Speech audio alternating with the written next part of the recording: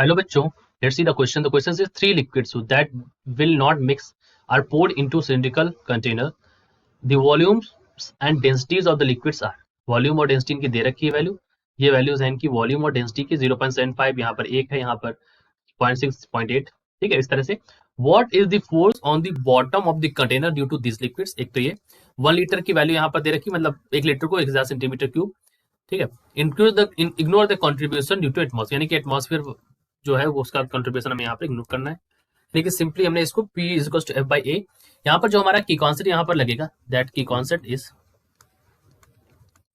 हमें पता है P इज इक्वल टू क्या होता है, F बाई A. ठीक है, आपको निकालना है F. So you can say F is equal to, यहाँ क्या निकलेगा, F इज इक्वल टू होगा P इंटू A. और P क्या होता है, P इज इक्वल टू होता है रो GH, ठीक है, इंटू A. अब जरा मुझे बताइए H इंटू A क्या हो जाएगा, वॉल्यूम हो जाएगा. तो क्या हम इसको लिख सकते हैं, रो GV. ठीक है, इस फॉर्म में हम इसको लिख सकते हैं. यानी कि जो फाइनली हमारा बनकर आएगा, that will be, that you can write as, देखिए F इज इक्वल्स टू, या F टोटल इसको लिख दीजिए, FT total is equals to आईज, यहां पर रो आई जी और वी आई. ठीक है, तीन लिक्विड है, तीनों के लिए अलग अलग. तो total force F is equals to क्या आ जाएगा यहां से निकल के, so F total is equals to, let me write over here. So F total is equals to क्या आएगा बच्चों, you can say that is equals to rho 1 G V1 plus rho 2 G V2 plus rho 3 G V3. एक step और यहाँ पर कर लेते हैं, G हम बाहर कर लेते हैं तो इजी रहेगा. सो रो 1 V1 plus rho 2 V2 plus rho 3 V3. ठीक, सबकी डेंसिटीज दे रखी है तो सबकी वैल्यूज भी लिख दीजिए आप. So you can further write this as F total is equals to G.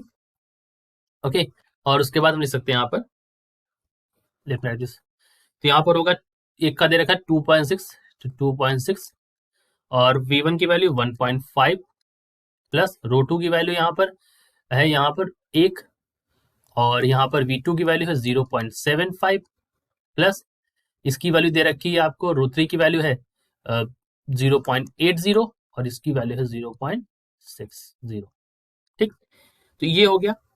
ठीक, अब इसको सॉल्व कर लीजिए.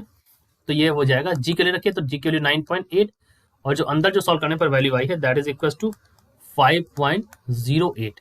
ठीक, अब ये जो वैल्यू आई है ये आई है यहाँ पर ग्राम पर सेंटीमीटर क्यूब लीटर. ठीक है, तो सबसे पहले क्या करते हैं यहाँ पर कि यहाँ पर इसको 1000 से मल्टीप्लाई कर देते हैं. ठीक है, 1000 से मल्टीप्लाई कर देते हैं, और उसके बाद ग्राम में आया तो उसको किलोग्राम के लिए हम लोग क्या करते हैं, 1000 से इसको क्या करते हैं, डिवाइड. ठीक है, तो ओवरऑल अगर आप देखें यहाँ पर तो 1000 से हमने मल्टीप्लाई 1000 से डिवाइड करने पर ये जो वैल्यू है ये कैंसिल आउट हो जाएगी. तो फाइनली जो वैल्यू आएगी यहाँ से F टोटल की वैल्यू,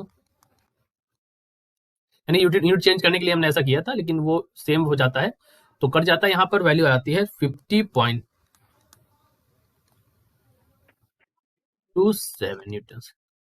तो टोटल फोर्स यहाँ पर निकल के आएगा, that is equal to this force. ठीक है, तो ये हमारी यहाँ पर टोटल फोर्स की वैल्यू आ गई. ठीक, तो एक बार और बात कर लेते हैं. यहाँ पर हमने क्या किया, यहाँ पर हमने इसको देखा, टोटल फोर्स निकालना था हमको, हमने तीनों लिक्विड्स के लिए रखा, फिर हमने F टोटल की वैल्यू निकाली, F टोटल की वैल्यू निकाल के हमने ये वैल्यू हमारी 9.8 आई, और यहाँ पर ये 5.08. ठीक है, तो ये वैल्यू आई. उसके बाद हमने इसको क्या किया, ग्राम को यहाँ पर किलोग्राम में और सेंटीमीटर क्यूब जो लीटर्स में आया था उसको हमने यहाँ पर बदलने के लिए हमने सेंटीमीटर क्यूब को यहाँ पर ऐसे मल्टीप्लाई कर दिया 1000 से, और यहाँ पर लीटर्स के रूप में लिखा इसको 1 किलोग्राम को 1000 ग्राम बनाने के लिए ये किया. ठीक है, तो वो चेंज करने की जब कोशिश की यहाँ पर तो वो ग्राम को किलोग्राम और इसको सेंटीमीटर को लीटर, सेंटीमीटर क्यूब, लीटर को सेंटीमीटर क्यूब में करने के लिए, तो वो हमारा यहाँ पर कट गया, और जब कट गया तो हमारे पास डायरेक्टली जो टोटल फोर्स आ गया दैट इज 9.8, 5.08 आ गया. ठीक, okay, so this is our answer. I hope you understood it well. Best of luck.